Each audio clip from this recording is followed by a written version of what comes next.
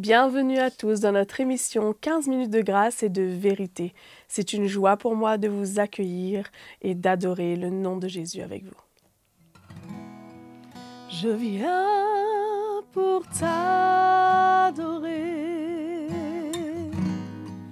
pour chanter tes louanges. Je veux t'aimer, Seigneur,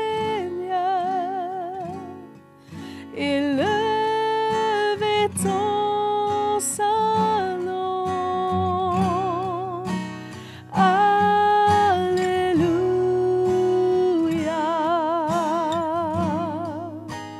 Alléluia.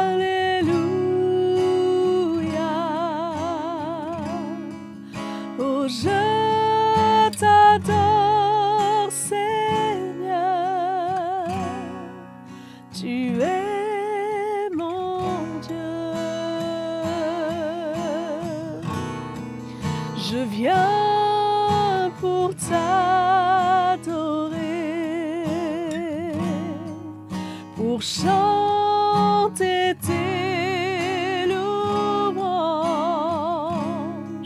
Je veux t'aimer, Seigneur,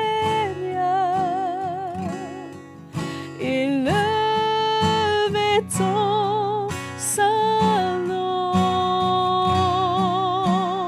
Alléluia,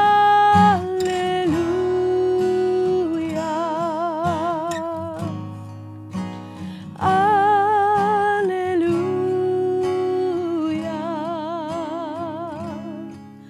Oh, je t'adore, Seigneur, tu es mon Dieu. Oh, je t'adore, Seigneur, tu es mon Dieu.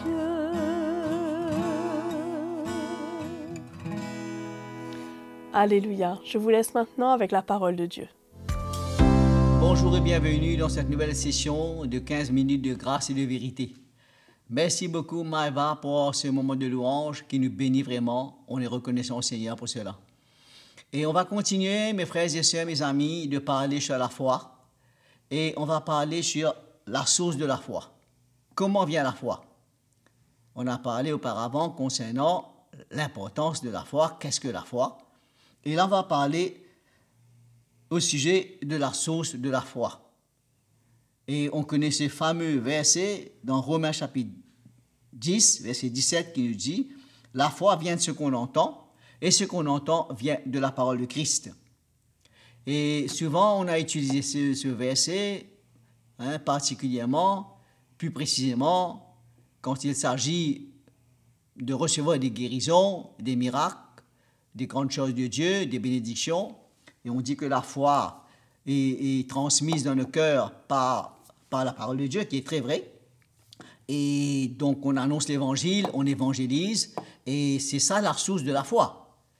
La foi vient quand on entend la parole de Christ. Je remets attirer votre attention, là qu'il est dit, ce n'est pas généralement la parole de Dieu, mais c'est la parole de Christ. Nous savons que Christ est Dieu, il est Seigneur, et là, les apôtres, ils prêchaient l'évangile, la bonne nouvelle de Jésus-Christ. C'est pourquoi il est dit la parole de Christ, parce qu'il faut parler de Jésus et annoncer la bonne nouvelle de ce que Jésus a fait à la croix, dans sa mort et dans sa résurrection. C'est pourquoi il nous dit qu'ils sont partis partout annoncer la parole de Dieu et la bonne nouvelle de Jésus-Christ. Et quand on entend la parole de Dieu, le message de la croix de Jésus-Christ, le sacrifice de Jésus-Christ, ça crée la foi dans notre cœur. Et c'est la source de la foi. La Bible nous dit aussi dans Romains que Dieu a déposé dans notre cœur une mesure de foi.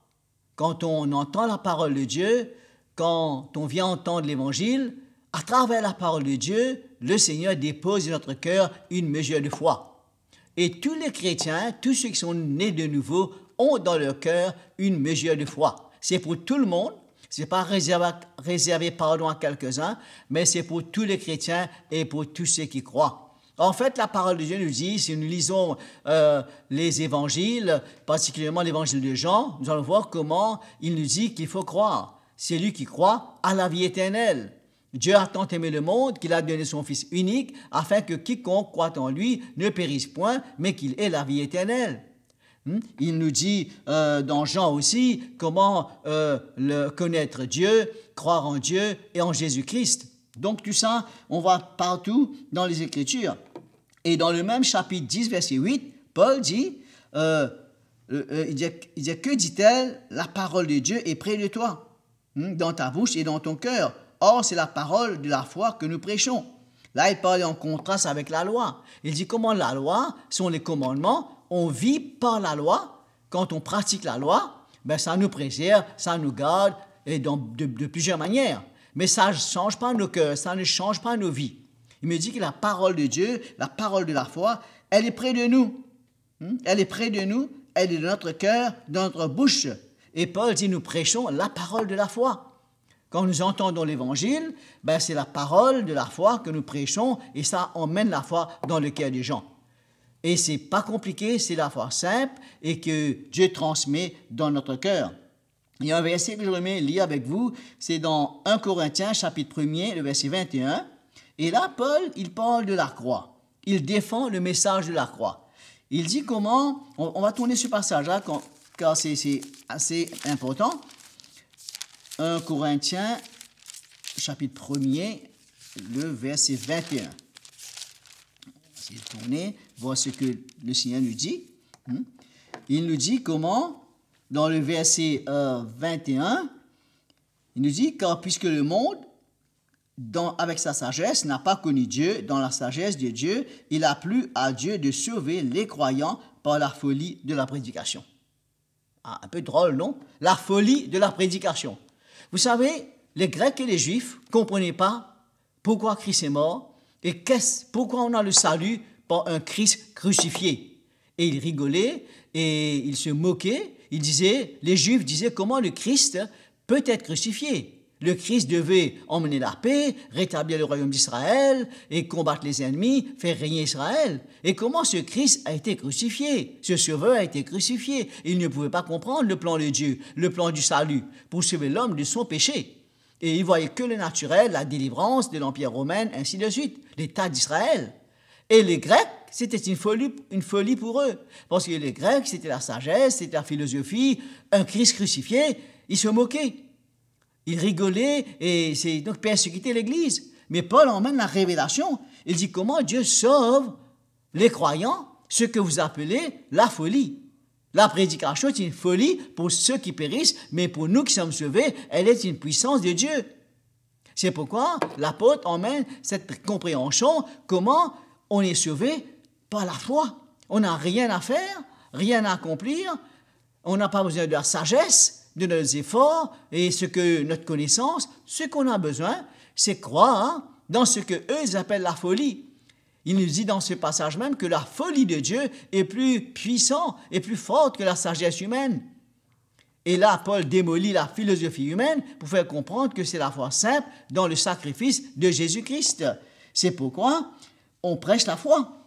Et dans Jude et Romains, Jude chapitre 1er, verset 3, Romains 1, verset 1, 12 et 16 et 17, je veux capter ces versets, il nous parle de la foi qui a été transmise. La foi a été transmise aux saints, aux chrétiens, une fois pour toutes. Donc c'est une foi sainte. Quand Jude dit priez, édifiez-vous sur votre très sainte foi. Et c'est cette foi qui a été transmise par les enseignements, par la parole de Dieu, par les apôtres. Et c'est pourquoi la foi est très importante dans notre vie. Et il nous dit comment Paul dans Corinthiens chapitre 13, 1 Corinthiens chapitre 13, verset 13, il dit maintenant, il y a 3 choses qui demeurent. La foi, l'espérance et l'amour. Et la foi est nécessaire. Et la foi va demeurer aussi longtemps qu'on est sur cette terre. Paul dit quelque part que l'amour éternel, la foi un jour va disparaître, l'espérance va disparaître parce qu'on va voir et être là devant le Seigneur, on n'aura pas besoin d'espérance ni de la foi. Mais maintenant, Dans le temps d'Église, la foi demeure. Et la foi, c'est très important parce que sans la foi, il est impossible de plaire à Dieu. C'est pourquoi on fait confiance au Seigneur, que nous puissions vraiment écouter la parole de Dieu avec un cœur ouvert. Dans Galates, quand Paul parlait aux Galates, il est reproché. Il dit, vous voulez retourner à la loi? Mais comment vous avez reçu les miracles? Comment vous avez reçu le Saint-Esprit? Comment vous avez fait de telles expériences, tant d'expériences avec le Seigneur? Ce n'est pas par la foi, ce n'est pas en écoutant avec foi, parce qu'on écoute avec foi. Et la foi vient de ce qu'on entend. Un jour, Paul était dans un endroit qui s'appelle Lystre. Et là, il y avait un homme boiteux de naissance. Et Paul prêchait la parole de Dieu. Et à un moment, Paul voyait que cet homme avait la foi pour être guéri. Parce qu'en entendant l'évangile, l'homme avait reçu la foi suffisamment pour être guéri de son infirmité. Et il était assis là, et tout d'un coup, Paul s'adresse à lui, et Paul lui dit, d'une voix forte, « Lève-toi droit sur tes pieds. » Et cet homme s'est levé instantanément.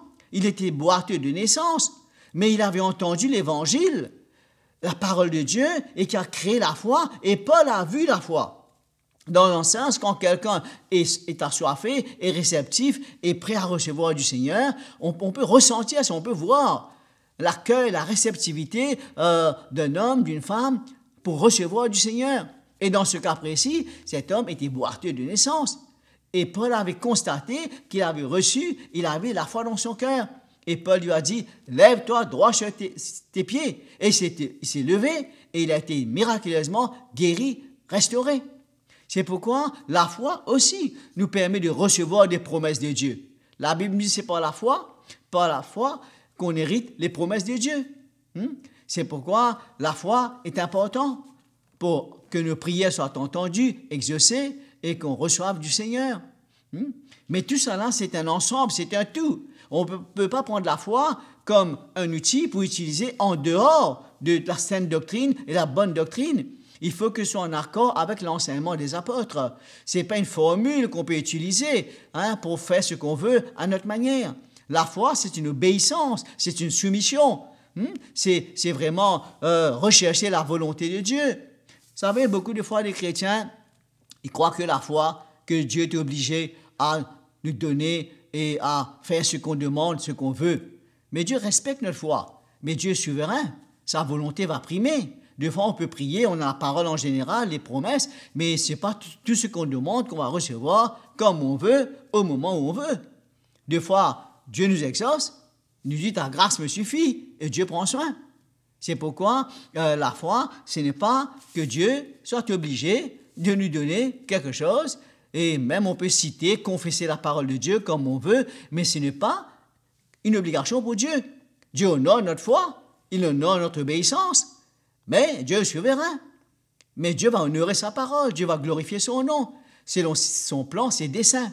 C'est pourquoi la source de la foi, c'est la parole de Dieu, l'évangile. C'est pourquoi on encourage les chrétiens à écouter la parole de Dieu.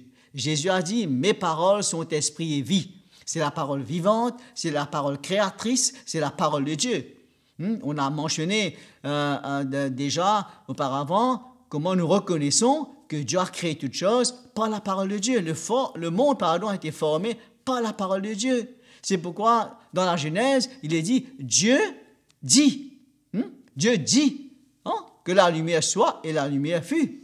Dieu dit que les ciels se remplissent des oiseaux, la mer se remplisse de poissons. Et Dieu parle, c'est la parole qui crée, c'est la foi. Dans un sens, Dieu, sa parole crée, et quand nous, on écoute cette parole, ça emmène la foi de notre cœur. C'est ça la source de la foi. La foi vient de la parole de Christ. Voilà, c'est merveilleux de pouvoir comprendre comme cela ces quelques versets, ces quelques passages. Encore une fois, je vous invite à aller, si vous avez du temps, vous le pouvez, relire ces passages, relire ces versets, et Dieu va vous éclairer davantage, il va vous parler et vous serez fortifiés. Peut-être ce sont des passages différents, peut-être que vous n'entendez pas souvent, la manière que ça a été mis ensemble, les références, mais c'est très important de comprendre la foi dans cette perspective et selon l'Esprit de Dieu, comme on l'a entendu aujourd'hui. Voilà, que Dieu vous bénisse Mes amis, mes frères et sœurs, je vous donne rendez-vous à une prochaine session. Au revoir. Merci pour votre fidélité. Aimez et partagez cette vidéo autour de vous. Abonnez-vous à notre chaîne YouTube et si vous voulez recevoir les notifications, n'oubliez pas de cliquer sur la petite cloche. Écrivez-nous à l'adresse qui s'affiche sur votre écran. À bientôt!